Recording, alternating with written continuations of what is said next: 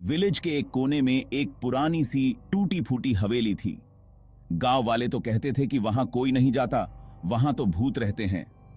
बहुत साल पहले उस हवेली में एक अमीर जमींदार अपने परिवार के साथ रहता था। लेकिन एक रात सब अचानक मर गए और उसके बाद से उस हवेली से अजीब सी आवाजें आने लगीं, इसलिए सब उसे भुतहा हवेली कहने लगे।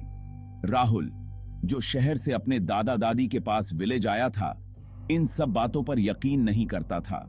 वो सोचता था ये तो बस डराने के लिए बनाई गई कहानियां हैं। एक दिन उसने अपने दोस्तों से शर्त लगाई कि वो रात में हवेली के अंदर जाकर वापस आएगा। शाम होते ही राहुल तैयार हो गया।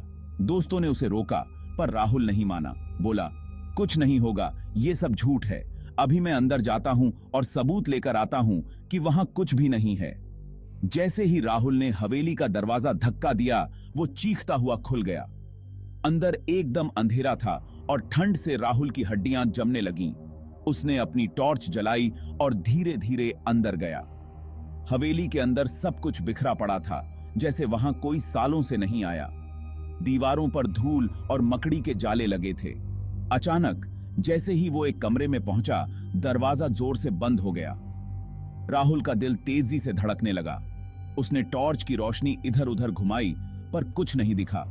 तभी उसे किसी के चलने की आवाज सुनाई दी। वो मुड़ा पर कोई नहीं था। उसके कानों में किसी के धीरे धीरे फुसफुसाने की आवाजें सुनाई देने लगीं। तुम यहां क्यों आए हो? एक खुरदरी आवाज ने उसके होश उड़ा दिए। राहुल ने सोचा शायद ये उसका वहम है, लेकिन तभी उसके सामने एक साया दिखाई दिया। एक बूढ़ी औरत सफेद साड़ी पहने उसकी तरफ बढ़ रही थी। उसके चेहरे पर काले काले धब्बे थे और उसकी आंखें बिल्कुल खाली और डरावनी थीं। राहुल के पैर जैसे जमीन से चिपक गए। वो हिल भी नहीं पा रहा था। वो औरत धीरे धीरे उसके पास आ रही थी।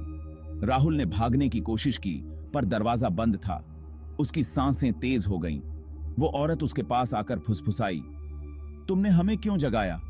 अचानक हवेली की सारी खिड़कियां और दरवाजे जोर जोर से खुलने बंद होने लगे।